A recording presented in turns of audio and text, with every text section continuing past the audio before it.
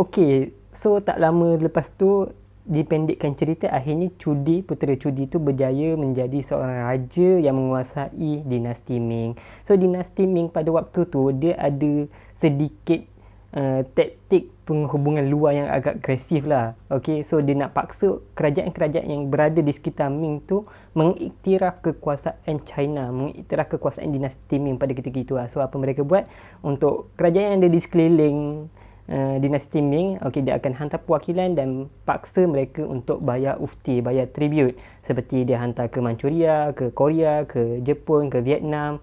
Tapi ada kerajaan yang jauh-jauh, okay, macam kerajaan Melaka, kerajaan di Palembang, di Singapura yang jauh-jauh tu, dia ada cara yang berbeza, okay, cara berbeza untuk mendekati kerajaan-kerajaan jauh ni.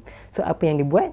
Dia mengarahkan rakyat dia untuk membina kapal-kapal besar beratus-ratus jumlah dia untuk pergi dan berlayar. Okey, dari sinilah berlakunya perang psikologi, dan siapa lagi orang yang lebih baik untuk menguasai ekspedisi pelayaran kapal tersebut?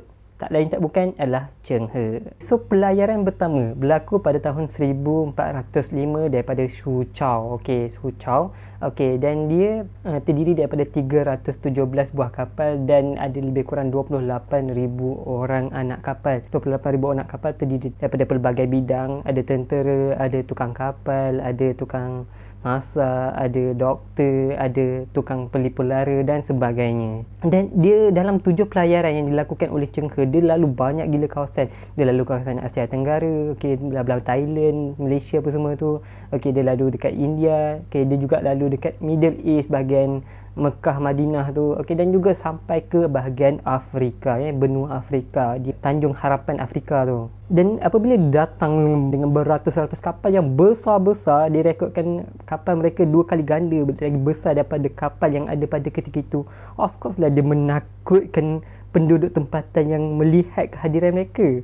So kalau diorang tengok dari jauh, seorang mestilah diorang fikir, oh ni apa ni, tentera ke datang nak takluk kita orang ni? Sebab kapal perdagangan tak datang sebanyak dan seramai sebesar macam tu. So apa yang dilakukan oleh Cheng He sangat menarik. Apabila dia datang beramai-ramai sebagai seolah-olah bandar yang bergerak di atas air, apa yang dilakukan? Dia layan orang tempatan dengan baik, which is satu pujian yang memang kita kena bagi dekat Cheng He. Bukan saja tu, dia juga bagi hadiah dekat orang tempatan dari sudut emas, perak, porselen, tembikar dan juga sutera. Dan sebagai balasan, orang tempatan pun suka juga dengan Cheng He ni. Mereka pun bagi balasan ke atas mereka, bagi bekalan makanan, hasil hutan yang ada, bagi bekalan air dan juga binatang ternakan dan juga binatang eksotik.